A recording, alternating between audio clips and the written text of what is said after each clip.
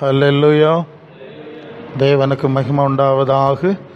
இந்த நாளில் மீண்டும் ஒருமுறை உங்களோடு சேர்ந்து ஜெபத்தில் பங்கெடுக்கும்படியாய் ஆண்டவர் ஆவியானவர் நமக்கு கொடுக்கிற வார்த்தைகளை சில வார்த்தைகளை உங்களோடு பகிர்ந்து கொள்ளும்படியாய் தேவன் தந்த கிருபைக்காய் நான் தேவனுக்கு துதி செலுத்துகிறேன். ஹல்லேலூயா. நான் போய்கிட்டே இருக்கணும். ஆண்டவர் எங்கெல்லாம் எனக்கு வார்த்தை பேச அனுமதி தர்றாரோ அங்கெல்லாம் பேசணும். அதான் எங்கே போகிறேன்னு எனக்கே தெரியாது, அப்படி தான் வந்துடுவேன். கர்த்தர் உங்களை ஆசீர்வதிக்கட்டும், நமக்கு உதவி செய்வார். வார்த்தையில் போனோம். மத்தேயு சுவிசேஷம் 6ஆம் அதிகாரம் 9-10 வசனத்தில் வந்தோம். மத்தேயு 6ஆம் அதிகாரம் 9-10 வசனம் சொல்லுகிறது, ஆண்டவராகிய இயேசு நாம் எப்படி ஜெபிக்க வேண்டும் என்று சொல்லி கற்றுக் கொடுக்குற ஒரு காரியத்தை நாம் பார்க்குறோம். நீங்கள் ஜெபம் பண்ண வேண்டிய சரிதானே?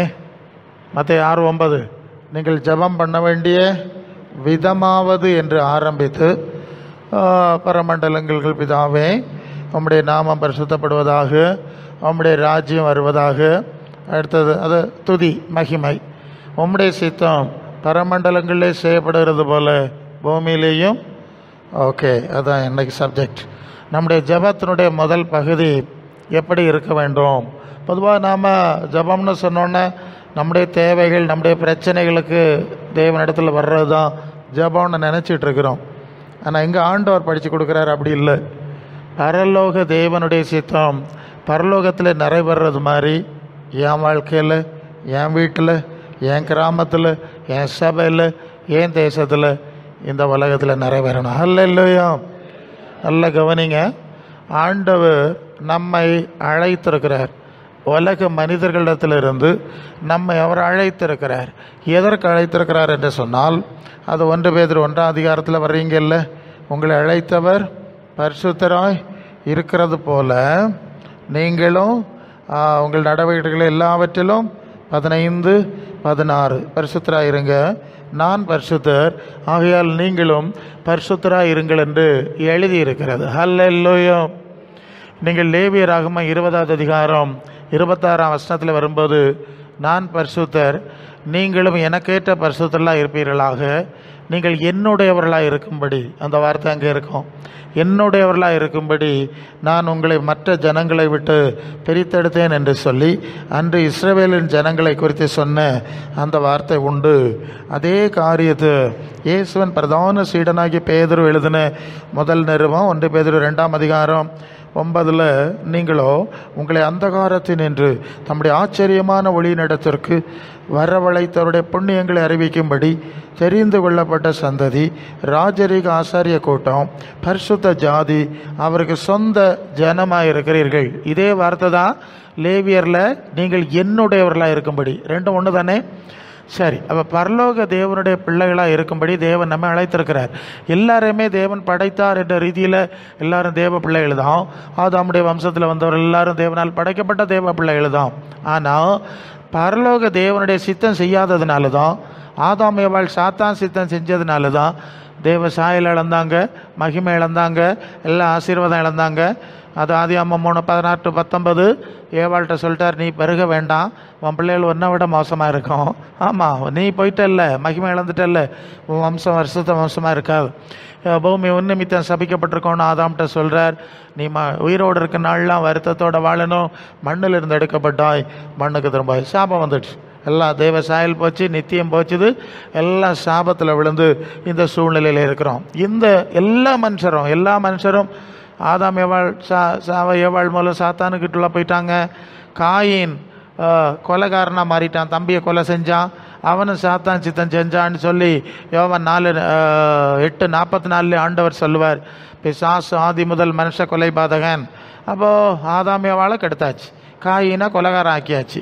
அப்போ ஆதியாகமம் 6:5 வந்தால் மனுஷனுடைய நினைவுகளின் தோற்றமெல்லாம் ஓகே அங்கே என்ன வாசிக்கிறோன்னா 6ஆம் அதிகாரம் 5ஆம் வசனத்தில் வாசிக்கும்போது, மனுஷனுடைய நினைவுகளின் தோற்றமெல்லாம் நித்தம் பொல்லாதாக இருக்கிறது என்று கர்த்தர் கண்டு தாம் மனுஷனை உண்டு பண்ணினதற்காக அனுதபிச்சு மனஸ்தாப்பட்டார் இல்லையா? அப்போ எல்லாருமே சாத்தானுக்குள்ளே போயிட்டாவ. ஒரு பேக்ரவுண்டு தெரியணும். ஆதாம் ஏவாள் போயாச்சு, காயின் போயாச்சு, எல்லாரும் போயாச்சு. இஸ்ரவேல் ஜனங்களும் போயாச்சு. அவங்கள கர்த்தர் கூப்பிட்டா அவங்க விக்கிரக கண்ணுக்குட்டி ஆராதனை செய்கிறாங்க. சரியா? 10 தரம் பரீட்சை பார்த்தாங்க. இதெல்லாம் இருக்குது. ஸோ இந்த சூழலில் இந்த மக்கள் மத்தியில் தேவனால் படைக்கப்பட்டிருந்தும் தேவ சித்தம் செய்யாமல் சாத்தான் சித்தம் செய்கிற, சாத்தானுடைய ஆளுகையில் இருக்கிற 2 தீமோத்தேயு 2:26 பிசாசானவனுடைய இச்சையின்படி செய்ய அவனால் பிடிக்கப்பட்டிருக்கிறவர்கள் மயக்கம் தெளிந்து கண்ணிக்கு நீங்களாகத்தக்கதாய் சாந்தமாக உபதேசம் பண்ணும். அப்போ எல்லாரும் பிசாசனுடைய விருப்பத்தை செய்யக்கூடிய நிலையில் இருக்கிறாங்க. சரிதானே? எபேசியர் 2:2 இவ்வுலக வழக்கத்துக்கு ஏற்றபடியாகவும் ஆகாயத்து அதிகார பிரபுவின் ஆவிக்கு ஏற்றபடியாகவும் நடந்து கொள்கிறார்கள். சரிதானே? இந்த சூழ்நிலையில் இந்த மக்களுக்கு நடுவில் இருந்து தேவன் நம்மை தம்முடைய சொந்த ஜனமாக இருக்கும்படி அழைத்தார். மனசிலாச்சா? நீங்கள் ஒருவேளை வியாதி வந்து, பேய் வந்து, பிரசங்கியார நோய் வந்து, அதனால தான் கூட்டத்துக்கு வந்து நீங்கள் சொல்லிக்கிருக்கு. உங்களை அப்படி கொண்டு வந்திருப்பார், அது வேற விஷயம்.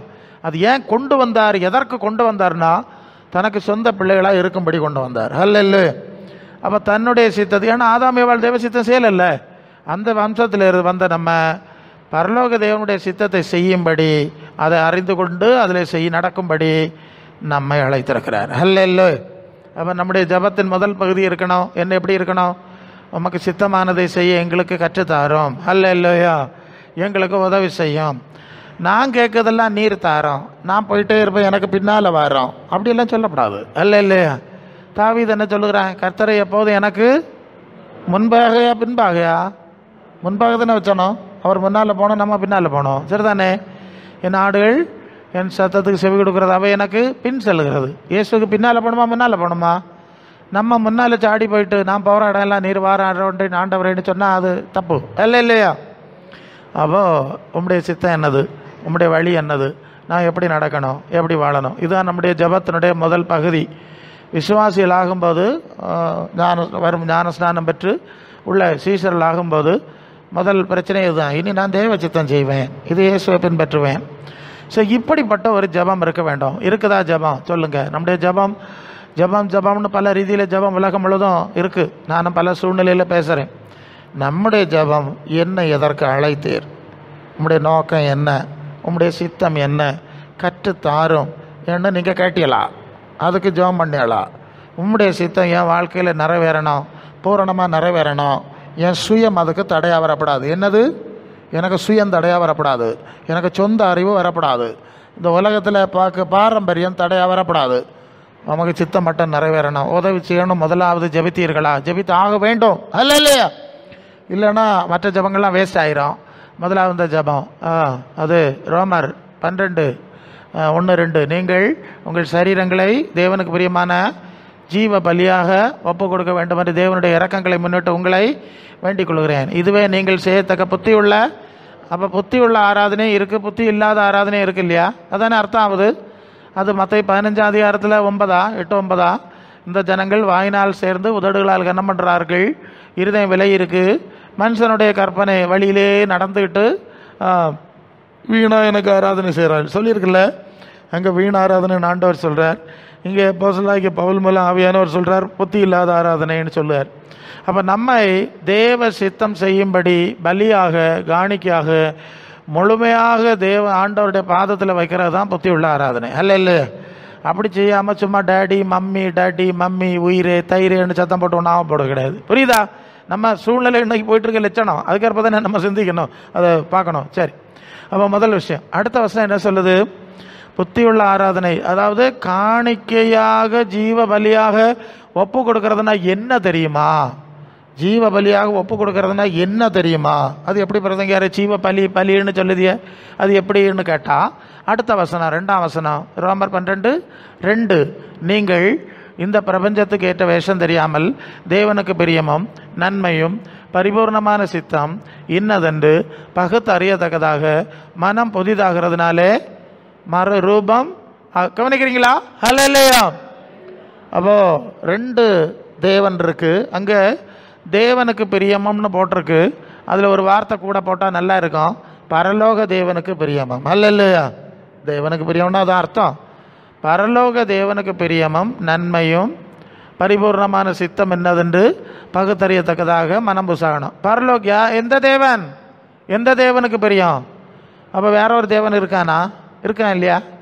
அது லூக்கா 4:5 பிசாசு என்ன சொல்லுவேன்? உலகம் முழுவதும் எனக்கு ஒப்பு கொடுத்துருக்கு, எனக்கு இஷ்டமானவனுக்கு கொடுப்பேன் சொல்லுவானா இல்லையா? நீ என்ன படிஞ்சுக்கிட்டா உமக்கு தருவேன். ஏசுனார்கிட்ட பேசுகிறான், உண்மை தானே பேசினாய். பொய் பேசியிருந்தா ஆண்டவர் சொல்லியிருப்பார் நீ பேசுறது பொய்யன்னு. ஆனால் அதை உறுதிப்படுத்தினார். யோவான் 14:30, இதோ உலகத்தின் அதிபதி வருகிறான், அவனுக்குரியது என்னிடத்திலே ஒன்றும் இல்லை. அப்போ உலகத்தின் அதிபதி பிசாசு தானே. 1 கொரிந்தியர் 4:4 கிறிஸ்துவின் மகிமையான சுவிசேஷத்தின் ஒளி அவிசுவாசிகளுக்கும் சரிதான், விசுவாசிகளுக்கும் சரிதான், எல்லாம் இப்போ சேர்த்து தான் சொல்லணும். அவர்களுக்கு பிரகாசமாயிராதபடி இப்பிரபஞ்சத்தின் தேவனானவன் மனக்கண்களை குருடாக்குறான். அப்போ இப்பிரபஞ்சத்தின் தேவன் பிசாசு தானே, அதுதான் உண்மை அல்ல இல்லையா? அது ஒவ்வொன்றா பேசிகிட்டு இருந்தால் நம்மளால சொல்லியிருப்பேன், பேசிகிட்டு இருந்தால் நேரம் போயிடும், புரிஞ்சுக்கிட்டா போகிறோம். அப்போ நீங்கள் இந்த பிரபஞ்சத்தின் தேவனுக்கு ஏற்ப நடக்கப்படாது. இப்போ புரியுதா? பிரபஞ்சத்தின் தேவன் தான் உலகத்தை ஆட்சி செய்கிறான்னு சொன்னேன். மனுஷனுடைய மனசெல்லாம் அவனுக்கு பிடியில் இருக்குன்னு சொன்னேன். அவனுடைய ஆவியினால் இயக்கப்படுகிறார்கள்னு சொன்னேன். அதான் எபேசியர் 2:2 இப்போ உலகத்தின் ஆகாயத்து அதிகார பிரபுவின் ஆவி. என்ன ஆவி? ஓகே, ஆகாயத்து அதிகாரம். 1 கொரிந்தியர் 2:12 பவுல் சொல்வார், நாங்களும் உலகத்தின் ஆவியை பெறாமல் தேவனிடத்திலிருந்து புறப்பட்ட வந்த ஆவியையே பெற்றோம். அப்போ 2 ஆவி இருக்கு இல்லையா? அப்போது உலகத்துக்குரியவர்கள், உலகத்தின் ஆவியினால் இயக்கப்படுகிறவர்கள் இப்பிரபஞ்சத்தின் தேவனின் பிள்ளைகள், பிரபஞ்சத்தின் தேவ சித்தம் செய்கிற பிள்ளைகள். அப்படி தானே எல்லோரும் செஞ்சுட்டு இருக்காவ. உலக அளவில் பாருங்கள், பார்த்தா தன்னால் தெரியும் இது பேக்க வேலை தானே, அல்ல இல்லையா? ஆமாம், இது பேக்க வேலை தான். நீங்கள் பிசாசு பிடிச்சா கையை காலை உதறம், சட்டையை கிழிச்சவனெல்லாம் சொல்லப்படாது. அது சின்ன பேய்கள் உதறம், பெரிய பேய்கள்லாம் சும்மா கம்பீரமாக இருக்கும்.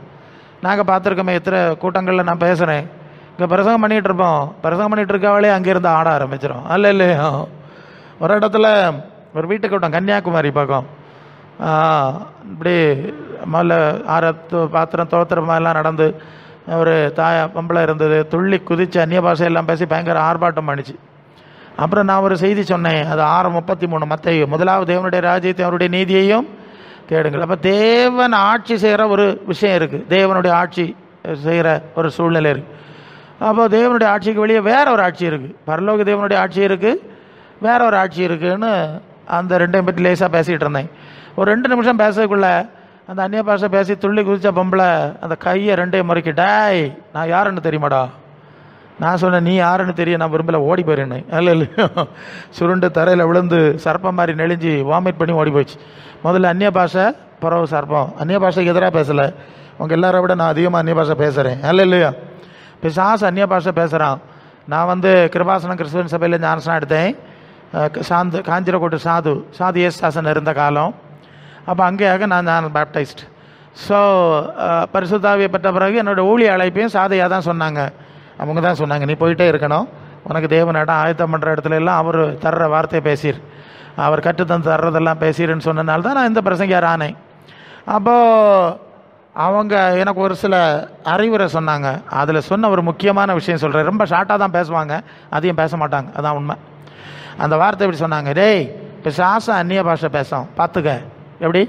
பிசாசு அந்நிய பாஷை பேசும் பார்த்துக்க. எனக்கு தூக்கி வாரி போட்டு, என்னது பிசாசு அந்நிய பாஷை பேசுமா? அப்போ தெரியாது, புதுசுனா என்னது பிசாசு பேச, இது பெரிய குழப்பமாக வைப்போம், இது பேசுதா பெருசாக பேசுதான்னு இப்போ என்ன பெரிய பிரச்சனை ஆயிரும் சபையில்.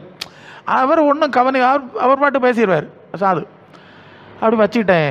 சில வருஷங்கள் கழித்து பார்த்தா அங்கே ஒரு இடத்துல இப்படி தான் ஒரு பொம்பளைக்கு ஜோம் பண்ணோம், பேய் பிடிச்சிட்டா. அது சொல்லிட்டு எனக்கு அந்நிய பாஷை பேச தெரியும்னு அது போட்டிக்கு பேச ஆரம்பிச்சிட்டு. அதுக்கு பிறகு தான் ஞாபகம் வந்து, சரிதான் சாதியாக சொல்லிட்டாரு ஏற்கனவே, தொடர்ந்து பார்த்துக்கிட்டே இருக்கிறேன். அவர் சொன்ன வார்த்தை இன்னும் மாறல. அதனால் வர அந்நிய பாஷையை மட்டும் நாங்கள் நம்ப தயாரில்லை. ஆவியின் கனி இருக்கான்னு பார்க்கணும். ஆவியின் கனியும் அன்பு, சந்தோஷம், சமாதானம், நீடிய பொறுமை, தயவு, நற்குணம், சாந்த, விசுவாசம், இச்சை அடக்கம் இருக்கணும்ல. இந்த ஆவியின் கனி இருந்தால் தான் அது பரிசுத்த ஆவி. பவுல் சொன்னார்ல, நாங்களும் உலகத்தின் ஆவியை பெறாமல் பரலோகத்திலிருந்து வந்து ஆவி பெற்றோன்னு சொல்லியிருக்குல்ல. பரிசுத்த ஆவி வரும்போது உலகத்தை கண்டித்து உணர்த்தவரா, காம்ப்ரமைஸ் பண்ணுவாரா? ஓகே. உலகத்துக்கு 1 யோவான் 4ஆம் அதிகாரத்துலேருந்து வந்தால் இயேசுவை மாம்சத்தில் வந்த இயேசுவை பிரதிபலிக்கிற, அதை அறிக்கை பண்ணுகிறேன். ஓகே, வாரதை அப்படியே பேசிடுறேன்.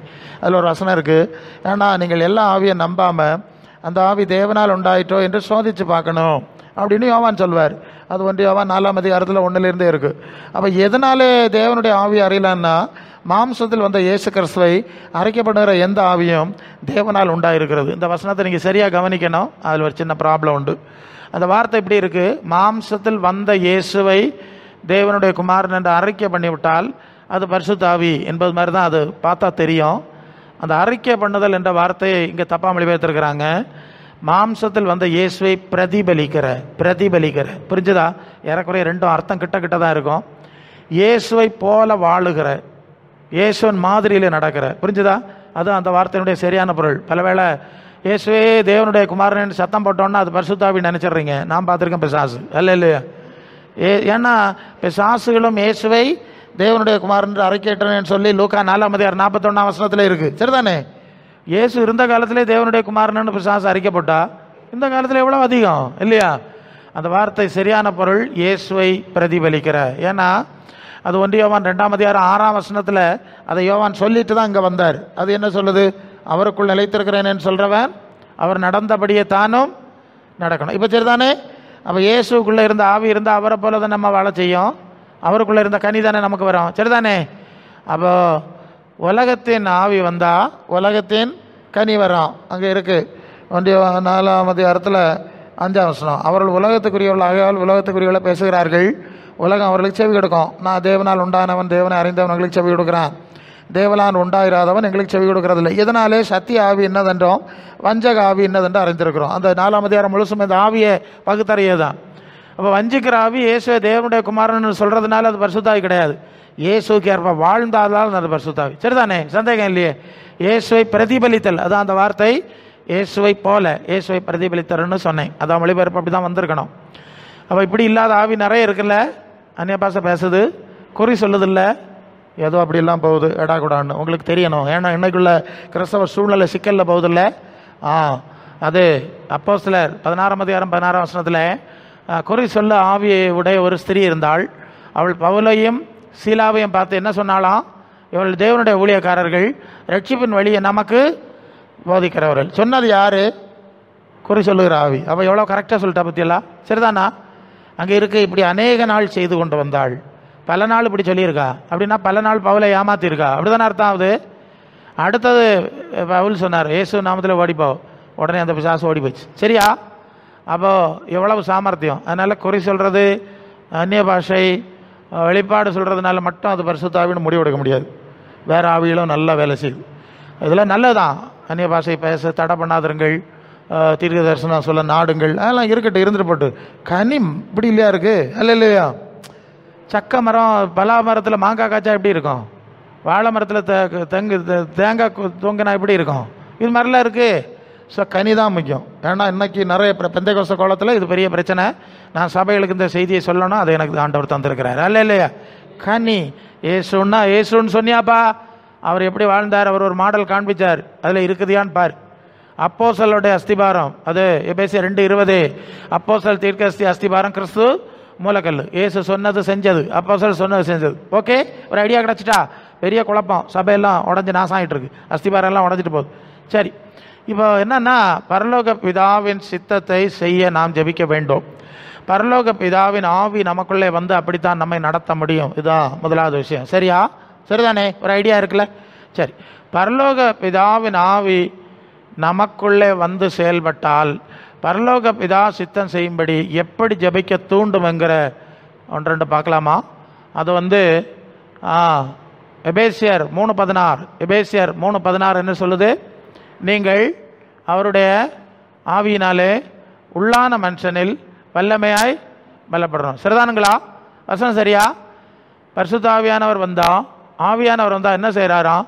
உள்ளான மனுஷனில் வல்லமையாக பலப்படணும் அப்படின்னு ஜெபம் பண்ண சொல்கிறார். அப்படி தான் அந்த வசனம் போகுது. ஜெபம் நிறைய பாயிண்ட் சொல்கிறார். உள்ளான மனுஷனில் வல்லமையாக பலப்படும்படி நான் ஜெபிக்கிறேன். அப்போ அடுத்தது ஆவியானவர் பிதாசித்தபடி உள்ளான மனுஷனை பலப்படுத்த ஜெபம் பண்ணுவார். என்ன பிரசங்கியாரு? அப்போது அதை 2 கொரிந்தியர் 4:16 ஆனபடினாலே நாங்கள் சோர்ந்து போகிறதில்ல, புறம்பான மனுஷனானது அழிந்து உள்ளான மனுஷனான நாளுக்கு நாள் புதிதாக்கப்படுது. இருக்கா? அப்போ 2 மனுஷன் இருக்கிறான். ஒன்று தலைமுதல் கால் வரை உள்ள எலும்பு சதைமான மனுஷன், இன்னொன்று இதற்குள்ள இருக்கிற உள்ளான மனுஷன் ஆத்மா. இல்லையா? இந்த புறம்பான மனுஷன் அழிஞ்சிட்டு வருது. அழியுமா? ஒரு 35-40 வயசு வரைக்கும் வளர்ந்துட்டு வர்றோம்ல, 40 பிறகு தேஞ்சிட்டே போகும் தெரியுமா? கண் பார்வை குறையும், பசி குறையும், தோலில் சுருக்கம் விழும், எலும்பு சட்டம் போல மாறிடுவோம், அப்புறம் செயல் இழந்துடும், மண்ணிலிருந்து இருக்கப்பட்டாய் மண்ணில் கொண்டு வைக்கணும். சரிதானா? அது பிரசங்கியாருக்கும் அப்படி தான், விசுவாசிக்கும் அப்படி தான், எல்லாருக்கும் அப்படி தானுங்களா? இயேசுநாதர் மரித்து உயிரோடு போயிட்டார். அது 1 பேதுரு 1ஆம் அதிகாரம் கடைசி வசனத்துக்கு முந்தின வசனம் என்ன சொல்லுது? மாம்சமெல்லாம் புல்லை போல, அதன் மகிமையெல்லாம் புல்லின் பூவை போல இருக்கிறது. புல் உலர்ந்தது, பூ உதிர்ந்தது. யார் சொல்றது? இயேசுவின் பிரதான அப்போஸ்தலர். நேரமாக சொன்ன வசனம் பவுல். அப்போ அவிய லட்சணமாக இப்படி தான் இருந்திருக்கு. அப்போ நம்ம நிலைமை எப்படி? கொஞ்சம் யோசிக்கணுமா? புறம்பான மனுஷனில் பலப்பட முடியாது. அது கட்டுப்படுத்தப்பட்டு, அது அழிவுக்குரியது, அழியாமையை சுதந்திரிப்பதில்லை. 1 கொரிந்தியர் 15ஆம் அதிகாரம். மாம்சம் இரத்தம் தேவனுடைய ராஜ்யத்தை, இது முதலாவது அறிவு. அதனால தான் பரிசுத்த ஆவியானவர் புறம்பான மனுஷனில் பலப்படுறதை பற்றி பேசலை, உள்ளான மனுஷனில் பலப்படுறதை பற்றி பேசுகிறார். இல்லையா? ஆத்மாவை பற்றி பேசுகிறார். ஏன்னா ஆத்மா தானே வெளியே போவோம், பரலோகத்துக்கு போனோம். இது மண்ணில் எல்லாம் வைக்கணும். புதிய சரீரம் கொடுப்பார், அது வேற, அது ஆத்மாவுடைய மகிமைக்கு வருமா புஷ். ஸோ முதலாவது உள்ளான மனுஷனில் பலப்படும்படி ஜெபிக்க ஆவியானவர் கற்று கொடுப்பார். நம்முடைய மனசு உள்ளான மனுஷனை தான் நம்ம கான்சன்ட்ரேட் பண்ணுவோம். அது தேவ சித்தம் அறிந்து தேவனுக்கு ஏற்ப நடக்கும்படி, அதான் மனம் புதிதாகி மறுரூபம். அந்த உள்ளான மனுஷன், மனம், ஆத்துமா, ஜீவன், இதெல்லாம் ஒரே விஷயத்தை குறிக்கிற வித்தியாசமான வார்த்தைகள். மனசு தான் புதுசாகணும். அது பரலோக தேவனுடைய சித்தத்தை அறிந்து கொள்ளும்படி புதுசாகணும். பூலோக தேவனுடைய சித்தத்தை இனி அறிய வேண்டிய அவசியம் இல்லை. அழிவுக்குரிய காரியங்களை அறிய வேண்டிய அவசியம் இல்லை. அதை தேட வேண்டிய அவசியம் இல்லை. ஆத்மா தேவனோடு இணைக்கப்படணும். அப்போ முதலாவது உங்களுக்கு உள்ளான மனுஷனில் பலம் இருக்கான்னு பார்க்கணும். இல்லையா? கவனிங்க, அதுதான் உள்ளான மனுஷனில் நீங்கள் பலவீனம் அடைஞ்சால் புறம்பான மனுஷனில் பலன் அடைய முடியாது. முதல்ல உள்ளான மனுஷன், இந்த உள்ளான மனுஷன் தான் புறம்பான மனுஷனுடைய பலவீனத்தை மேற்கொள்ளும்படி நமக்கு பலன் கொடுக்குது. சரியா? ஆத்மாவிலே பலனாக இருக்கிறது தான் பவுல் சொல்றார், நாங்கள் உள்ளான மனுஷன்லே பலமாக இருக்கிறோம். யோவான் எழுதின நிருபம் 3வது நிருபமா 2ஆம் வசனமா என்ன சொல்லுது? சகோதரனே, நீ உன் ஆத்மாவில் வாழுகிறது போல 2 பிரியமானவனே, நீ உன் ஆத்மாவில் வாழுகிறது போல எல்லாவற்றிலும் வாழ்ந்து சுகமாக இருக்கும்படி வேண்டுகிறேன். அப்போ ஆத்மாவில் வாழாமல் எலும்பும் சதையில் வாழ்ந்தால் மண்ணில் வைக்கணும். சரிதானா? புரியுதா சொல்கிறது? புரியணும் இல்லை? ஆத்மாவில் வாழாமல் வச்சா வைக்கும். அதனால தான் அது 2வது. நீ ஆத்மாவில் முதல்ல வாழு, அதுக்கப்புறம் சரீரத்தை பற்றி பார்க்கலாம். ஸோ இது ரொம்ப கவனத்தில் கொள்ளணும். இந்த நாட்களில் இந்த அறிவு கிடையாது. பெருசங்க மாதிரி பெயிண்ட் அடிச்சுட்டு தான் வர்றாங்கல்ல, தலைக்கெல்லாம் பெயிண்ட் அடிச்சுட்டு, இன்டர்நேஷ்னல் பெருசங்க மாதிரிலாம் பெயிண்ட்டு அப்படி இருக்கிறான். அவன் இன்னும் ஆவிக்குரிய மனுஷனாக மாறல இல்லையா? அவன் இன்னும் மாம்சத்தில் தான் இருக்கிறான். அது ரோமர் 8ஆம் அதிகாரமா மாம்சத்துக்கு அன்றியும் மாம்சத்து 5 அன்றியும் மாம்சத்தின்படி நடக்கிறவர்கள் மாம்சத்துக்குரியவளை சிந்திக்கிறார்கள், ஆவியின்படி நடக்கிறவர்கள் ஆத்மாக்குரியவளை சிந்திக்கிறார்கள். அதான் சரியான மொழி. சரியா? அப்போ இந்த பிரசங்க மாதிரிலாம் இன்னும் பெயிண்ட் அடிச்சுட்டு வரான்னா இன்னும் மாம்சத்தில் தானே இருக்கிறான், ஆத்மாவுக்குள்ள ஆவலை. பிரசங்க யாரே ஆவலை. அப்புறம் மற்றவர்களுக்கு லட்சணம் என்ன எப்படி இருக்கும், அந்த சபைக்கு லட்சணம் எப்படி இருக்கும் நீங்கள் பார்த்துடணும். சரி, புரிஞ்சுதா? இல்லையோ? உள்ளான மனுஷனில் பலப்படணும். அதுதான் முதல் விஷயம். ஆத்மாவிலே பலப்படணும். இது இருக்கா, நடக்குதா, நீங்கள் ஜபிக்கிறீங்களான்னு பார்த்துருங்க.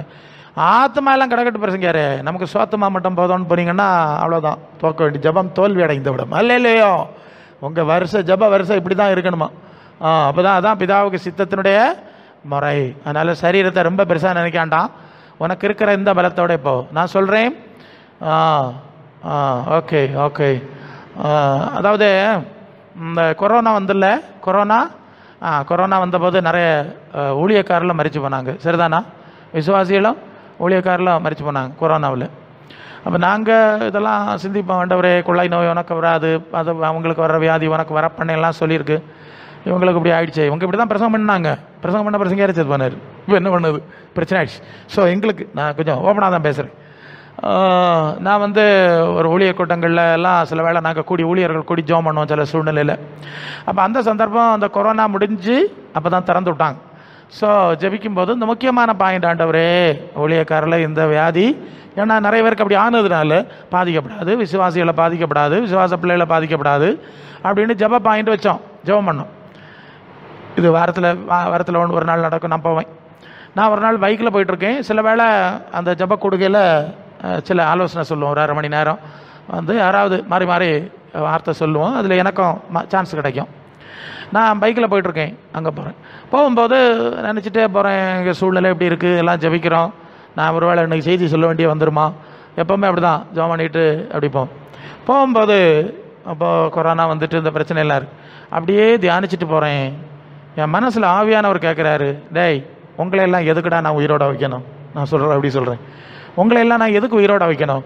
நான் அதிர்ந்து போனேன். என்ன கேள்வி இருக்குது? நான் ஒரு ஊழியக்காரன், எல்லோரும் சேர்த்தான். அவர் கேட்குற உங்களையெல்லாம் என்னத்துக்கு உயிரோட வைக்கணும்? ஓ ஆமாம், அப்படி ஒரு கேள்வி. ஆமாம், அது என்னத்துக்கு உயிரோட வைக்கணும்? நானும் சிந்திக்கிறேன். அடுத்து ஆவியானவர் பேசுகிறார். அது வந்து யோவான் 15ஆம் அதிகாரத்தில் 1 இருக்குது. கொடியானது செடியிலே நிலைத்திராவிட்டால் அது கனி கொடுக்காது. கனிகள் அது முதல் விஷயம். கொடி எதில் இருக்கணுமா? செடியோட இயேசுநாதரோட இணைஞ்சிருக்கணும். அடுத்தது கனி கொடுக்குற கொடி எதுவோ அதை அதிக கனிகளை கொடுக்கும்படி சுத்தம் பண்ணுவார். கனி கொடாது இருக்கக்கூடிய என்ன செய்வாராம்? அறுத்து போடுவார். எழுதியிருக்காதுல. ஓகே. ஓ அப்போ நீங்கள் கனி கொடுக்கலன்னா உங்களை வைக்க மாட்டேன், அதானே அர்த்தம்? என்கிட்ட ஆவியானவர் பேசுகிறார். நீங்கள் கனி குடித்தா வைப்பேன், இல்லைன்னா வைக்க மாட்டேன், வெட்டி போடுவேன். அது இருக்குல்ல, அந்த லூக்காவில் ஒரு இது உண்டுல்ல, அது 16ஆம் அதிகாரம் 13ஆம் அதிகாரத்தில் 6 இருக்குது. ஒரு திராட்சை தோட்டத்துக்கு நடுவில் ஒரு அத்தி மரத்தை அவர் தான் நட்டுருந்தான். தண்ணி ஊற்றினா உரம் போட்டான். வருஷந்தோறும் வந்து பார்த்தான், அது கனி கொடுக்க வேண்டிய காலத்தில் கொடுக்கல. 3 வருஷமாக வந்து பார்த்தான்ல. அவன் சொல்கிறான், 3 வருஷமாக வந்து பார்த்துட்டு மெனக்கட்டு வந்துட்டு போகிறேன், ஒன்றுமே இல்லை, இதை வெட்டி போடுது. எதுக்கு? இது தானும் வளர மாட்டேங்குது, அடுத்த ஆளுலையும் வளராதான், நிலத்தை கெடுக்குது, வெட்டி போடு. அப்போ தோட்டக்காரன் சொன்னானா, ஐயா இதை கூட்டத்துக்கு கொண்டு வரக்கு பட்டப்பாடு பெரும்பாடு, இத்தனை வருஷம் இழுத்தடிச்சது பெரிய பாடு, இப்படி சொன்னா இப்படி 2024 இருக்கட்டு, கனி கொடுத்தா சரி, இல்லைன்னா வெட்டி போடலாம் சொன்னான்ல. அப்போ கனி கொடுத்தால் உங்களை வைப்பேன். சரியா? சரீர வாழ்க்கை தான் பேசிகிட்டு இருக்கோம். கனி கிறிஸ்துவுக்கேற்ற கனிகளும் கிரியைகளும் இருந்தால் தான் அவர் நம்ம வச்சனம். நமக்கு தோணு மாதிரி நடந்தால் அவர் நம்ம மெனக்கட்டு வச்சனம்னு அவசியம் இல்லை, இல்லையா? ஈஸியாக புரியும் இல்லையா? பார்த்துக்கிடணும். ஆண்டவருக்கு ஏற்ற கனி இருக்கா, குணம் இருக்கான்னு நீங்கள் பார்க்கணும். ஆண்டவருக்கு சில பாருங்க எல்லாருக்கும் பலவீனங்கள் உண்டு. பலவீனம் சோக்கட் இல்லாத ஆளே கிடையாது. நீங்கள் செக் பண்ண போனீங்கன்னா இப்போ ஹோல் பாடி ஸ்கேனிங்லாம் சொல்கிறாங்க, தலை முதல் கால் வர ஸ்கேன். அவன் ஸ்கேன் பண்ணி ஏகப்பட்ட வியாதி காரியம் இருக்குது, அங்கே இருக்குது இங்கே இருக்குன்னு சொல்லி நம்ம போட்டு வட்டங்கராக்கி ஆஸ்பத்திரியில் பின்ன ஆஸ்பத்திரிக்கு அலைய வேண்டியதான். எல்லாருக்கும் சரீரத்துலேயும் சோக்கெட் இருக்குது. இது மண்ணிலேருந்து எடுக்கப்பட்டால் மண்ணுக்கு போனோன்னு அவர் வச்சாச்சு இல்லையா? இது அழிஞ்சிட்டே வரணும்னு வச்சாச்சு இல்லையா? பின்ன அப்படி தானே இருக்கும். அது பின்ன அங்கே போய் நோண்டு என்னத்துக்கு? மருத்துவத்துக்கு எதிராக நான் பேசலை, அல்ல இல்லையா? மருந்து தப்புன்னு நான் சொல்லலை. விசுவாசிகள் ஆண்டவரை பார்த்து அவருக்கு சித்தம் செய்து ஆவியில் நிறைஞ்சு பறந்து போயிட்டே இருக்கணும், அல்ல இல்லையா? அங்கே போய் குடஞ்சிட்டு தான் அவன் குடஞ்சி அவன் படித்ததெல்லாம் பயன்படுத்தி பார்ப்பான். அவன் 1 கோடி ரூபா படித்து கொடுத்துருக்கேன், இதெல்லாம் உங்ககிட்ட தான் வசூலிக்கணும்னு சொல்லி அவன் நம்மகிட்ட இருந்தால் பிடுங்க. ஆள் போய் அங்கே போய் மெனக்கட்டு போய் சுகமாக படுத்துக்கிட்டு அவன் ஏசி ரூம் இல்லையா, சுகமாக இருக்கு பிறதுங்க யார் ஓலைக்கிடுவாட நல்லா இருக்குன்னு கிடந்துக்கிட்டு. அப்படி இல்லை. தேவ சித்தம் செய்தன்னு படித்தனா உள்ளா நம்ம செல்ல பலப்படணும், ஆண்டவரோட நடக்கணும், கனி கொடுக்கணும். இல்லைன்னா வைக்க மாட்டார் பாருங்க. எவ்வளோ சத்தம்! நாங்கள் எவ்வளோ ப்ராக்டிக்கலாக தான் பேசி ஆகணும், ஒழிச்சு மறைச்சிக்க விட முடியாது. ஒரு பிரசங்கியார் வந்து மேடையில் கையை காலை உதறி முழங்கிட்டு ஓடுது மாதிரி நாங்கள் ஓடிட முடியாது, ஓடிடுவோம் மற்றவிய. ஒரு சபையில் இருந்து பார்த்தா தெரியும், பாஸ்டர்கிட்ட கேட்டால் தெரியும். நானும் ஆமாம், எனக்கு அது ஆழமான அனுபவம் இருக்கா, சுற்றிட்டு வந்தாலும் ஏற்று செட்டு சோமண்ணி விட்டு பிரசங்க யார் சோமண்ணி விடுதியா, சவுக்கட்டு வர நாளும் குறையில, வர பிரச்சனை இல்லையா? காலையிலேயும் ஒரு அடக்க நிகழ்ச்சியில் பிரசங்கம் பண்ணிக்கிட்டாக்க இங்கே வந்திருக்கேன், அல்ல இல்லையா? ஒரு பாஸ்டர் சொன்னார், பாருங்க பாஸ்டர் அங்கே வந்து ஒரு செய்தி சொல்லிட்டு போங்க. எனக்கு அப்படி தான் அதான் சொன்னேன்ல, வீட்டில் நான் எங்கே போகிறடான்னு ஜோம் பண்ணிட்டு ரெடி ஆகிட்டு இருக்கிறத ஃபோன் பண்ணார், எங்கே போகிறீங்க? எங்கேயோ போனோம். அப்போ எங்கே பாருங்க ஒரு அடக்க நிகழ்ச்சி, ஒரு பிரசங்கம் பண்ணிட்டு போனால் போகிறோம். ஓகே, காலையில் தான் ஒரு வார வழியில் அது பண்ணிட்டா இங்கே வரேன், எங்கே போகிறேன்னு எனக்கே தெரியாது. ஸோ மண்ணில் இருந்து தான் மண்ணுக்கு வைக்கணும். அவர் ஆண்டவர் புதிய சரீரம் தருவேன்னு சொல்லியிருக்காருலாம், சொல்லியிருக்கோம். சரியா? அல்ல இல்லையோ? அப்போது கனி கொடுக்குறான். உள்ளான மனுஷனில் தேவ சித்தம் பார்க்குதியலா, உள்ளான மனுஷனில் பலப்பட ஜோம் பண்ணுதியலா, அப்புறம் கனி கொடுக்குதியலா, அப்போ தான் வச்சனா, இல்லைன்னா வைக்க மாட்டார். அப்புறம் ஒன்று சொல்லிட்டா, இது ரோமர் 8:11 இயேசுவை மரித்தோரிலிருந்து எழுப்பினவருடைய ஆவி உங்களில் வாசமாக இருந்தால் எல்லாம் ஆவி உங்களில் வாசமாக இருந்தால், கிறிஸ்துவை மரித்தோரிலிருந்து எழுப்பினவர் உங்களில் வாசமாக இருக்கிற தம்முடைய ஆவியினாலே சாவுக்கு ஏதுவான உங்கள் சரீரங்களை உயிர்ப்பிப்பார். அப்போது இயேசுவை பிதாவாகிய தேவனுடைய பரிசுத்த ஆவி தான் உயிரோட எழுப்பிச்சு தான், கல்லறையிலேருந்து வெளியே கொண்டு வந்து தான். இந்த ஆவி நமக்குள்ளே இருந்தால் தான் சாவுக்கு எதுவான அழிவுக்குரிய சரீரத்தை உயிர்ப்பிக்கவும் வல்லது, உரிய அளவு பலப்படுத்தவும் வல்லது. அல்ல இல்லையா? சாவாமல் வைக்கல, மன பலன் கொடுக்குறாரு. அல்ல இல்லையா? சரியா? அப்போ பரிசுத்த ஆவியினுடைய அனுபவம் நமக்கு உண்டா? பரிசுத்த ஆவியானவருடைய அபிஷேகத்தில் நீங்கள் நிறைகிறீர்களா? ஆவியானவர் உங்கள் சரீரத்தில் செயல்படுகிறாரா? புரியுதா நான் சொல்கிறது? இல்லை வருதுங்க, யாரு செத்த பாம்பு மாதிரி இருக்கு. அல்ல இல்லையா? அப்போ என்ன ஏது? இப்போ அங்கோடியும் இங்கோடியும் ஊசி போடணும். பரிசுத்த ஆவியானவர் இருந்தால் மட்டுமே இந்த சாவுக்கு எதுவான சரீரத்தை பலப்படுத்த முடியும், அற்புதங்களை செய்ய முடியும், சுகத்தை கொடுக்க முடியும். அல்ல இல்லை, நீங்கள் வந்து ஜெபம் விசுவாசத்தில் ஜெபம் பண்ணுறது ஒரு லெவல். அது என்ன சொல்லுதுன்னா, அது யோவான் 8:32 கீழே வருது. குமாரன் உங்களை விடுதலை ஆக்கினால் மெய்யாகவே விடுதலை ஆவீர்கள். இயேசு அறியாத இடங்கள் எல்லாம் போயாச்சுன்னா இயேசு நாமத்தில் பேயா போயிடுது, நோய் எல்லாம் சோமாது நடக்குதில்ல. இதுதான் குமாரன் கொடுக்குறது. ஒருத்தருக்கும் எல்லாருக்குமே அது கொடுக்குறார். குமாரன் விடுதலை ஆக்கிற காரியம் அது. சோதரம் சோதரம் சோதரம் குமாரன் 32 அது குமாரன் அல்ல இல்லை 8 வசனம் என்னது? 36 குமாரன் உங்களை, இது என்னது? இயேசு நாமத்தில் கொடுக்குற விடுதலை. நாங்கள் ஊழியக்காரங்களே எங்களுக்கு தெரியும், போவோம் பல சூழ்நிலையில் சுவிசேஷ கூட்டங்கள் வழிகூட்டம்லாம் தெரு பிரசங்கெல்லாம் பண்ணுவோம். இயேசு நாமத்தில் ரத்தம் சொல்லி பாவம் பண்ணி படுக்க சொல்லி ஜெபம் பண்ணிடுவோம், சுகம் ஆயிரும். அடுத்த பகுதி என்னது? 38:32 சத்தியத்தை அறிவீர்கள், சத்தியம் உங்களை விடுதலை. அப்போ முதலாவது இயேசு தர்ற விடுதலை அது ஒரு அளவோட நின்றுடும். அதுக்கப்புறம் இயேசு டேட்டின்னா நடக்கவே நடக்காது. அல்ல இல்லையா? அவர் மரியாதையாக பள்ளிக்கு வந்து பாடம் படி. அல்ல இல்லையோ? என் வசனத்தை கேளு, என் சத்தியத்தில் நட. நீ எந்த அளவு என் வசனத்தை கேட்ட அதில் நடப்பியோ அந்த அளவுக்கு உனக்கு என்னுடைய கிருபைகளும் அதிகாரங்களையும் தருவேன். நீ எந்த அளவு நடந்தியோ அந்த அளவு. அது எலியா, அவன் வேற, எலியா வேற, நீ எலியாவா? இல்லை இல்லையா? அது வேற, இது வேற. உனக்கு தகுதி அளவோ அந்த தகுதிக்கு தான் உனக்கு தர முடியும். ஓகே. 2 Corinthians 3:17 கர்த்தருடைய ஆவி எங்கே உண்டோ அங்கே விடுதலை. இது 3வது ஸ்டேஜ். 3 ஸ்டேஜ் சொன்னல ஏசுனார் தர்றது. அதே வச்சுட்டு சாவு வர நீங்கள் பாடிக்கிட்டு இருக்க முடியாது. 2வது சத்தியத்தில் நடக்கணும். சத்தியத்தில் நடக்கிறது அதுக்கு ஒரு எல்லை இருக்குது. 3வது ஆவி. ஏன்னா சொல்கிறேன், ஒரு இடத்துக்கு நான் ஊழியத்துக்கு போனேன்.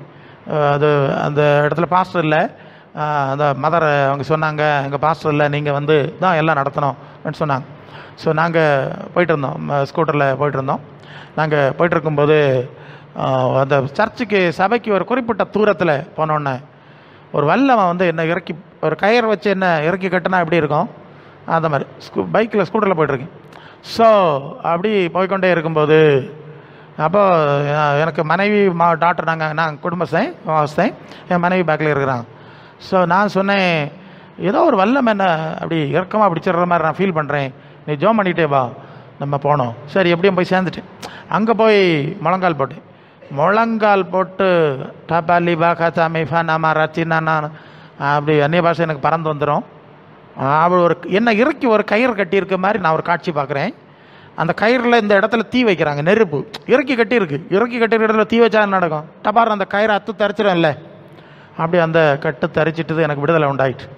ஸோ எல்லாம் ஆர்டர் ஆஃப் சர்வீஸ் எல்லாம் நடத்தியாச்சு. முடிஞ்சு நாங்கள் சாப்பிட்டுட்டு இருந்தோம். அந்த மதர் அம்மா அவங்கள்ட்ட சொன்னம்மா, இப்படி ஒரு சம்பவம் எனக்கு நடந்தது, இந்த ஊழியத்தில் பெரிய இந்த மாதிரி ஒரு பவர்ஃபுல்லான ஒரு போராட்டம் இருக்குது, நீங்கள் ஜோம் பண்ணுங்க, ஜாக்கிரதையாக இருக்கு. அந்த அம்மா சொல்கிறாங்க, ஆமாம் பிள்ளை இப்படி தான் இருக்குது, ரொம்ப வருஷத்துக்கு முன்னாது. ஆமாம், அந்த பிரசங்கம் பண்ணிகிட்டு இருப்போம், சுவருக்கு நேர் அந்த பக்கமே அதெல்லாம் வச்சுருக்குறாங்க, அந்த ஏரியா அப்படி நேர் அதிலே வச்சுருக்குறாங்க. அங்கே தான் அவங்க பேக்கி கொடுக்குறதெல்லாம் கொடுப்பாங்களாம். இப்படி பயங்கரமான ஒரு காரியம். அவங்க சொன்னாங்க, என் பையன் தான் அந்த ஊழியத்தை நடத்திக்கிட்டு இருந்தான், அவனே திடீர்னு ஹார்ட் அட்டாக்ல செத்து போனான். சரியா? ஆமாம், அந்த பவர் அவனே அட்டாக் பண்ணியிருக்கு. எனக்கு கிருபை தான், அவர் என்னாச்சுன்னு தெரில. அப்போது எனக்குள்ளே ஒரு பரிசுத்தாவி வல்லமை இருந்ததுனால தான் அந்த சூழ்நிலையை ஜெயிக்க முடிச்சு. சரிதான் நான் சொல்கிறது? ஐடியா கிடச்சா? அப்போ இதெல்லாம் ஒவ்வொரு வரிசை அப்படியா பிரசங்கியாரு? ஆமாம், இந்த வரிசை இருக்கா அவங்கள்கிட்ட?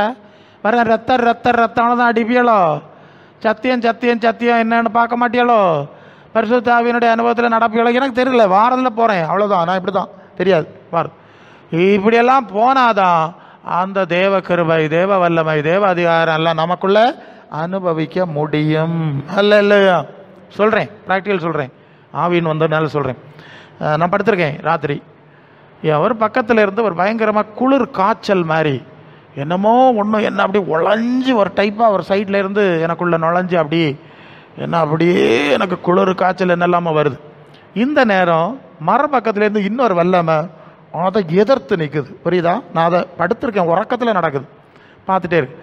எனக்கு உடனே என்னதோ சம்திங் எனக்குள்ளே ரெண்டு நடக்கும். இங்கேருந்து ஒரு வல்லமை இங்கே வருது, அங்கே பார்த்தோன்னே நான் படுத்திருந்தவனே எனக்கு தான் நான் சொன்னேனே ஆவியில் அந்நிய பாஷையில் எப்போதும் போகிறவன் ஷமலத்திக்கும் ஃபரபானா 2-3 அந்நிய பாஷை பேசினதான் உண்டு. எனக்குள்ளே இருந்த பரிசுத்தாவினர் பற்றி எரிஞ்சாரா, கட்டில் தூக்கி தூக்கி போடுது. படுத்திருக்க என்ன தூக்கி தூக்கி போடுது. நான் பட்டாரம் எழுப்பி உட்காந்துட்டேன், கட்டில் உடஞ்சி போயிடும். அல்ல இல்லையா? கண்ணை முழிச்சிட்டேன், கட்டில் உடஞ்சி போயிடும். எதுக்கு சொன்னேன்? ஒரு எதிரான ஒரு வல்லமை, எதிரான ஒரு தாக்கம் நமக்குள்ளே வரும்போது, நமக்குள்ள பரிசுத்தாவியானவர் இருந்தால் அது எப்படி எதிராக செயல்படுறதுங்கிறத ப்ராக்டிக்கலாக ஆண்டவர் படிச்சதுதான் நான் பேசுகிறேன். புரியுதா? இது உங்களுக்குள்ளே இருக்கா? இல்லைன்னா ஆசோதரியாக நடக்க வேண்டியதான். அல்ல இல்லையா? இப்படி எல்லாம் விஷயம் இருக்குது. இதெல்லாம் நீங்கள் தான் எப்படி ஜெபிக்கணும், பிதாவின் சித்தப்படி போகிற நம்முடைய ஜெப அனுபவத்துடைய அடிப்படைகள் இதெல்லாம் இப்போ இல்லாமல் போயிட்டுருக்கு. சரியா? அதனால தான் சபைகளில் அற்புதங்களை தேவனுடைய கிரியை பார்க்க முடியலை. அப்படி ஒரு சூழ்நிலை இருக்குது. அதாவது ஆண்டவர்கிட்ட ஒரு பொம்பளை வர்றா, அவள் சொல்கிறா, என் பிள்ளை வந்து பேய்க்கு பிசாசு பிடியில் ரொம்ப கஷ்டப்படுறா, அவளுக்கு எப்படியா சுகம் தரணும்னு கேட்டான். உடனே ஆண்டவர் சொல்லிட்டாரு, பிள்ளைகளின் அப்பத்தை எடுத்து இல்லை முதலாவது பதில் சொல்லாமல் இருந்துட்டார். கொஞ்ச நேரம் அவர் வந்து பதிலே பேசாமல் இருந்துட்டார், கண்டுக்கிடவே இல்லை. ஜெபம் நடக்குதுங்க, ஜெபம் நடந்துகிட்டே இருக்குது. அந்த பொம்பளை சத்தம் போட ஜெபம் தானே நடந்துகிட்ருக்கு. அவர் பதில் சொல்லலை. அப்போ சீசால் சொல்ல அவளாம் காலையிலேருந்தே கிடந்து சத்தம் போடுவா இல்லையா, இவளுக்கு செய்து கொடுக்கப்படாதா? அதுக்கு ஆண்டவர் சொல்லுவார், அவர் அவளை நோக்கி உடனே இப்படி சொன்னோன்னே ஓடி வந்தாச்சு. அவர் சொல்லுவார், அது 15 மத்தேயு 15:26. அவர் அவளை நோக்கி பிள்ளைகளின் அப்பத்தை எடுத்து நாய்க்குட்டிகளுக்கு போடுகிறது பார்த்துடுங்க.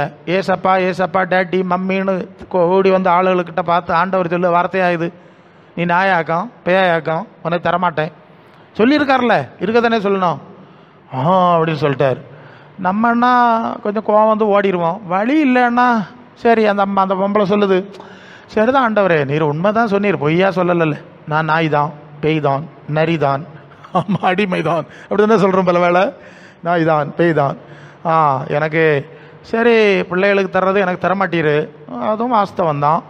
இந்த பிள்ளைகள்லாம் கொடுப்பீங்க, அது சாப்பிடும்ல, அது சாப்பிடும்போது அங்கே இங்கே இழுத்து பறித்து சாப்பிடும்போது அந்த துண்டுக்களை உடஞ்சி விழுந்துடும், பிஸ்கட் துண்டு. ஓகே, அந்த துண்டை எனக்கு தரணும். என்ன தரணுமா? துண்டை. அந்த துண்டுக்களை பூனை தின்னல, கீழே இருக்க பூனை நாய், அதை எனக்கு தரணும். ஆண்டவர் ரொம்ப சந்தோஷம். அவள் ஒப்புக்கொண்டான்ல, நான் நாய் தான், நான் பேய் தான், நான் பாவிதான்னு சொல்லிட்டேன். துண்டு தந்தா போகிறோம், எனக்கு நான் கூடுதல் கேட்கல மாட்டேன் ஆண்டவர், இந்த துண்டு தந்தா போகிறோம் ஆண்டவர் கொடுத்துட்டார். இல்லை அது மாதிரி தான் பல வேளை பிள்ளைகளின் அப்பம், அப்போ தெய்வீக சுகம், இது மாதிரி பல வாக்குத்தத்தம் எல்லாம் இருக்குது. அதை ரோட்டில் போகிற பிச்சைக்காரன் மாதிரி கொடுக்க முடியாது. அது யாருக்கு? நம்முடைய பிள்ளைகளுக்கு வச்சுருக்கோம்ல. பிச்சைக்காரன் வீட்டுக்கு வந்தான்னா 1/2 மணி நேரம் சத்தம் போட்டால் நீங்கள் 50 பைசா கொடுப்பீங்களா? 50 கொடுப்பீங்களா? 4 கொடுப்பீங்களா? இப்போ 4 இல்லை, 50 இல்லை, 1 ரூபாயா இருக்கையில் மினிமம் தான் போட போகிறீங்கல்ல. அவன் 1/2 மணி நேரம் சத்தம் போட்டு இப்படி திருக்கி பார்த்துட்டு திட்டிகிட்டு போவான், குறைச்சி கொடுத்துட்டோன்னு. நம்ம பிள்ளைகள் வந்து சாயங்காலம் ஸ்கூல்லேருந்து வருவாங்களே, எங்கள் பேர பிள்ளைகள் இருக்குது 10 வயசில், சாடி வரோம், காத்தவா ஒரு மிதி இங்கே வந்து எல்லாத்தையும் இழுத்து போட்டு, சரியா அங்கே வாங்கி வச்சுருக்கேன்ல ரொட்டியா ப்ரெட்டா அது முறக்கா ஏதோ அது பிடிச்சி எழுதுலே தம்பிக்கு வேணும் தங்கச்சிக்கு வேணும்னு சத்தம் போடுவாதால. பிள்ளைகளுக்கும் பிச்சைக்காரனுக்குள்ள உரிமை தானே. பிச்சைக்காரன் வந்தால் வெளியே நின்றுட்டு பாட்டு பாடி வாங்குறத வாங்கிட்டு போயிடணும். இது மாதிரி தான் பிள்ளைகளுக்கும் ஆண்டவர் நிறைய காரியங்களை வச்சுருக்கார். அதெல்லாம் எல்லோரும் கொடுக்க மாட்டார். எஸ், அதான் உண்மை. நாம் பிள்ளைகளுங்கிற தகுதிக்குள்ளே வந்தோமா, என்ன அளவுக்கு பிள்ளைகளானோம் இல்லை, பிள்ளைகளாக வந்தோம். எப்படி பிரதா ரசிக்கப்பட்ட எத்தனை வருஷம் ஆச்சுன்னு கேட்பான் முன்னால். அது இப்போ தான் அந்த 2 வரியும். அப்போ 2 வரியத்துக்குள்ள அளவு அனுபவம் அவ்வளோ தானே இருக்கும் இல்லையா? ரசிக்கப்பட்டு வந்தோம். அதற்கேற்ப உள்ள காரியங்களை கத்தர் கொடுக்குறார். அப்போது இந்த நன்மை எல்லாம் பிள்ளைகளுக்கு வச்சுருக்கு. நாம் அதுக்கேற்ற தகுதியில் வாழ வேண்டியது அவசியங்கிறதுக்காக வேண்டி இதை உணர்த்தினோம். அது உண்மைதான். சபைகளில் எல்லாம் நான் ஒரு சபைக்கு இப்படி செய்திக்கு போனேன். அப்போ அந்த பாஸ்டர் ஜபத்தை நடத்தி கொண்டிருந்தார். அவர் அடிக்கடி சொல்லுவார், ஆண்டவரே நான் மேஜையிலேருந்து விழுகிற துண்டுகளை நாய்க்குட்டிகள் தின்னுமேன்னு சொல்லிக்கிட்டே இருந்தார். எனக்கு மனசிலாச்சு இவர் என்ன சொல்லுவாருன்னு. ஆனாலும் பிரசங்கம் எல்லாம் முடிச்சு கூட்டம் முடிச்சோன்னே கேட்டேன், பாஸ்டர் அடிக்கடி இப்படி சொன்னிய துண்டு தின்னுமேன்னு. நீங்கள் சீனியர் பாஸ்டர், உங்களுக்கு தெரியாதா பாஸ்டர்? வாரதையெல்லாம் பிள்ளைகள்னு சொன்னால் பிள்ளைகள் இல்லை, பிள்ளைகளாக வந்திருக்கா அவ கூடன்னு சொன்னால் ஆண்டவர் கோவப்பட்டு ஓடிடுவாராம் கொள்ளாமா. அதனால பிள்ளை இல்லை, இது நாய் தான், நரி தான், பேய் தான், இந்த துண்டாவது கொடுக்கணும்னா கொடுப்பாரு, அதனால தான் அப்படி சொன்னேங்கிறாரு. பாஸ்டர் மாதிரியே புரிஞ்சு வச்சிருக்கிறாங்க. சரியா? சரி, அப்போ நமக்கு அனுபவம் எப்படி இருக்குன்னு கொஞ்சம் பார்க்கணும் பாருங்க. அதில் தான் முதல் கவனம், அதை சரிப்படுத்தும். அதுக்காக ஜெபம்னா பிரச்சனை தன்னால் தீர்ந்துடும், அல்ல இல்லையா? அதுக்கு நீங்கள் ஜெபிக்க வேண்டிய அவசியம் கிடையாது. இது தங்களை சரிப்படுத்த மாட்டாவ, தேவ சித்தம் செய்ய மாட்டாவ, வசனத்தின்படி போகிறத பற்றி கவலை இல்லை, ஆவியானவர் நடக்குதில்லை, காரியம் மட்டும் கேட்டாத உடனே கொடுக்கணும். உடனே கொடுக்கணும், இல்லைன்னா சண்டை ஜாஜர் அப்படி செய்ய முடியாது. அதிலாவது ஆண்டவர்களை போனால் அநேக காரியம் தானாக போகுங்க. ஒரு தாயார் சொன்னாங்க, அவங்க கத்தோலிக்க பின்னணி சார்ந்தவங்க, அவங்களுக்கு நிறைய பிள்ளைகள் உண்டு. ஸோ அவங்க சொல்லுவாங்க, ராத்திரி ஒன்று திடீர்னு பிரச்சனை வரவொன்னு தூக்கிட்டு போடுவோம், அடுத்து வேற ஒன்றுக்கு வரும், மாறி மாறி மாறி மாறி மாறி மாறி. அப்புறம் ஏதோ ஒரு சந்தர்ப்பத்தில் பக்கத்தில் இருந்த ஒரு ஓலைக்கடு ஜோபரைக்கு போனாங்க. அங்கே போய் ஆண்டவரை கேட்டு வசனம்லாம் பார்த்து அப்படி நடந்து அவங்களுக்கு வாழ்க்கையில் மாற்றம் உண்டாச்சு. அவங்க சொல்கிறாங்க, இப்போ அப்படி தூக்கிட்டு ஓட வேண்டிய அவசியம் வரையில இல்லையா? அந்த கத்தோலிக்க சபைக்கு போனாலும் இப்படி தானாகவே மாறிட்டுங்க. ஒவ்வொன்றா சொல்லிட்டு இருக்க வேண்டிய அவசியம் கிடையாது. இது மாதிரி தான் ஆண்டவர்களுக்கும் போது தானாக மாறிடும். அது பவுல்கிட்ட சொல்கிறார்ல, உன் பலவீனத்தில் என் பலன் பூரணமாய். இந்த சரீரம் எல்லாருக்கும் பலவீனமாக தாங்க, அதில் பலன் வராது ஒரு குறிப்பிட்ட அளவுக்கு மேலே, அவ்வளோதான், குறைஞ்சிட்டே வரும். இந்த இப்போ சொல்லுவாங்கல்ல, இவ்வளோ வயசானப்புறம் இப்படி பேசுகிறாரு இப்படி செய்கிறாருன்னா அது அவருக்கு எலும்பு பலத்தில் இல்லை, அவருக்கு சரீர பலத்தில் இல்லை, உள்ளவர் உள்ளான மனுஷன்ல பலம் அல்ல இல்லையோ. கர்த்தருடைய பலம் வழங்குது பாருங்க. பரிசுத்த ஆவியானவருடைய பலத்தில் எத்தனையோ ஊழியக்காரர்கள் சொல்லுவாங்க, நான் இப்படி இருந்தேன் பரிசுத்த ஆவியான பலப்படுத்தினார், வேலையை செஞ்சு முடிச்சிருக்கேன், அவ்வளோதான். அப்போ உள்ளான மனுஷனில் ஆத்துமாவிலே ஆவியிலே பலப்படக்கூடிய அனுபவம் நமக்குள்ளே இருக்கிறதா? இதெல்லாம் நமக்கு கொடுத்துருக்கிற பிரமாணம். இந்த புத்தகத்துக்கு சைஸாக பார்த்தியாளா, இப்படி பெரிய புத்தகம், எவ்வளோ விஷயம் இருக்குதுக்குள்ள. இப்படி நம்ம போனோம், நம்ம அனுபவம் எப்படி இருக்குன்னு நீங்கள் சிந்திச்சு பாருங்கள். இன்னொன்று வரதில்லை, 6:33 நான் சொன்னேன், மத்தேயு முதலாவது தேவனுடைய ராஜ்யத்தையும் அவருடைய நீதியையும் தேடுங்கள், அப்பொழுது இவையெல்லாம் உங்களுக்கு கூட. அப்போ தேவ பிள்ளைகளாக மாறுங்கள், தேவ சித்தம் செய்யுங்கள். அப்போ தான் இது உங்களுக்கு இதெல்லாம் சோறு வேணும், கஞ்சி வேணும், ஏன்னா சத்தம் போட வேண்டிய அவசியம். ஏன்னா தெரியாதாக்கும், நம்ம பிள்ளைகளை பற்றவங்களுக்கு தெரியாதா சமயத்துக்கு கஞ்சி கொடுக்கணும்னு? சின்ன பிள்ளைகள்லாம் அந்த தொட்டில் கிடக்கும், அது எனக்கு காப்பி கொண்டா பாலை கொண்டா துணியை மாற்றணும் கேட்கஞ்சி, அது பாட்டு கடந்து ஓரளவு.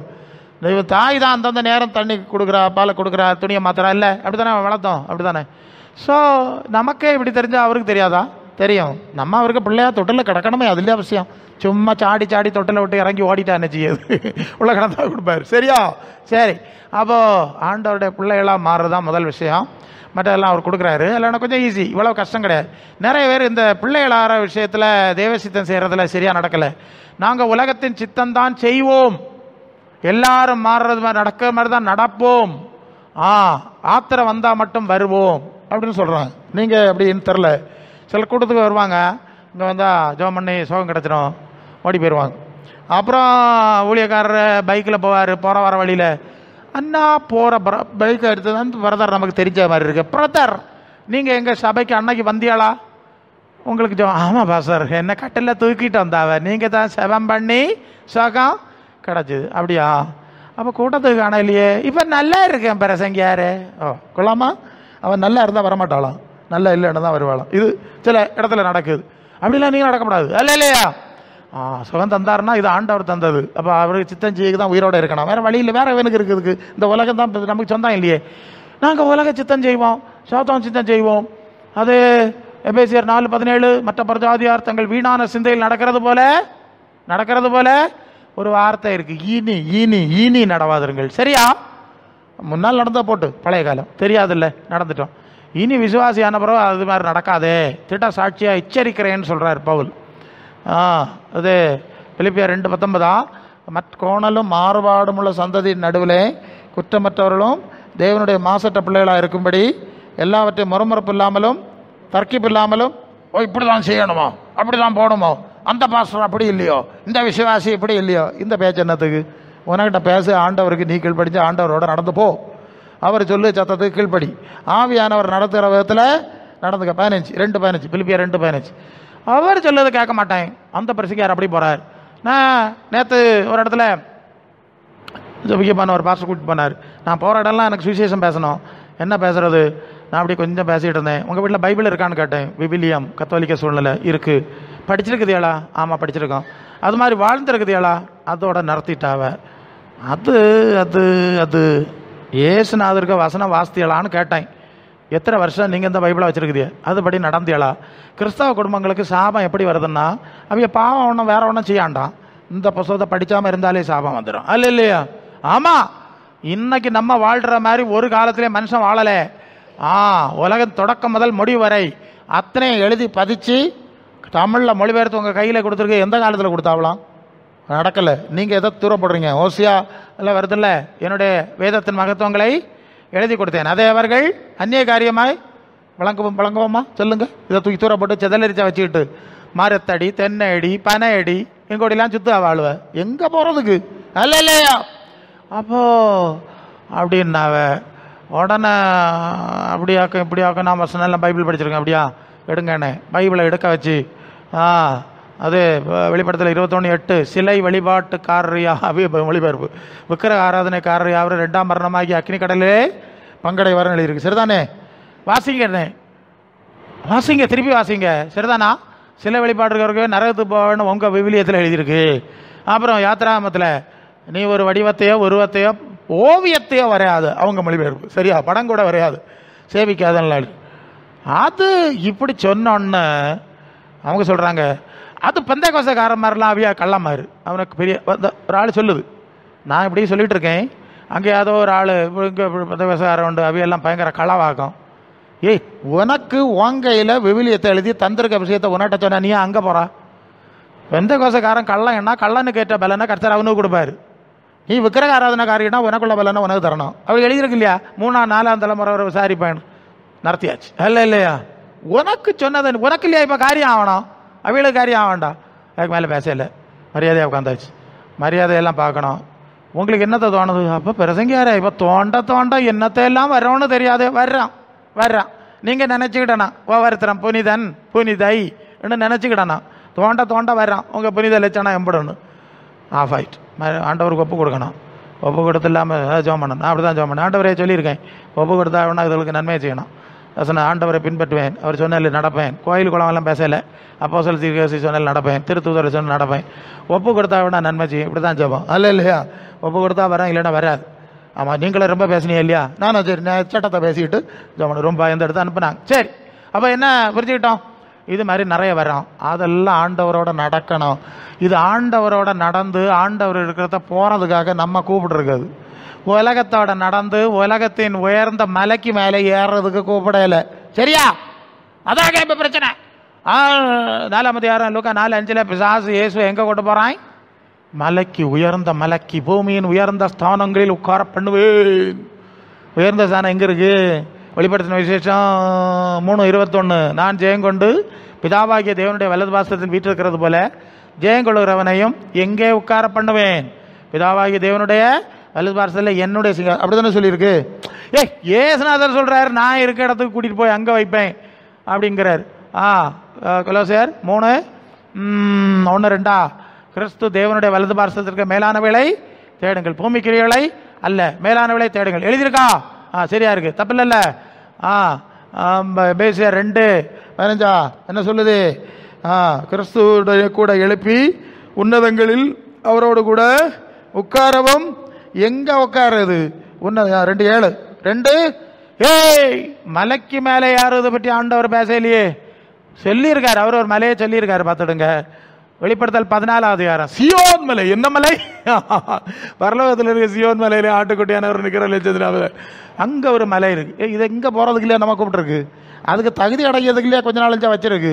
இது தவண காலம் இல்லையா? அது ஒரு பாட்டுப்பாடு விசுத்தி இருக்கு, திகச்சுன்னா ஒருங்கி நிற்க. இது ഒരുക്കത്തിൻ്റെ കാലമല്ലേ? ഇത് ഒരുങ്ങി നിൽക്കുന്ന ഒരുക്കത്തിൻ്റെ കാലമല്ലേ? അതെ, അങ്ങനെ ഒരുങ്ങി നിൽക്കുവാനല്ലേ ഇവിടെ വിളിച്ചത്.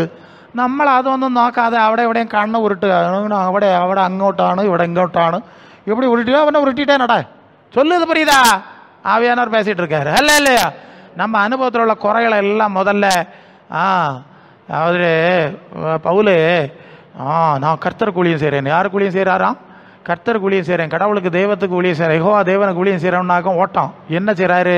சபையெல்லாம் உடைக்க போகிறாரு, விசுவாசிகள்லாம் பிடிச்சி ஜெயிலில் போடுவார். யார்? கர்த்தர் அவருக்கு யெகோவான்லேயே சொல்லணும். பழைய காலம் யெகோவா தேவனுக்கு ஊழியம் செய்கிறவர் என்ன செய்யாராம்? விசுவாசிகளெல்லாம் பிடிச்சி ஜெயிலில் போடுவதும் எல்லாம் உடைக்கிறதுமா நடக்கும். தமஸ்குவில் ஒரு சபை இருக்குது, அதுக்கு கிட்ட வர போகிற வேலை ஆண்டவர் கண்ணை குருடாக்கி ரோட்டில் போட்டார். இன்னும் அடாக்கு கண்ணு ஃபீஸ் ஆயிடுச்சு. உடனே சத்தம் கேட்குது. யாருன்னு கேட்டால் நான் தான் இயேசு. அப்படியா? அவன் கேட்குறான், நான் என்ன செய்ய சித்தமாக இருக்கிறேன். இது போல தான் பல வேளை நமக்கு நம்ம போகிறதும் செய்யதும் எல்லாம் நமக்கு சரின்னு தோணிக்கிடும்.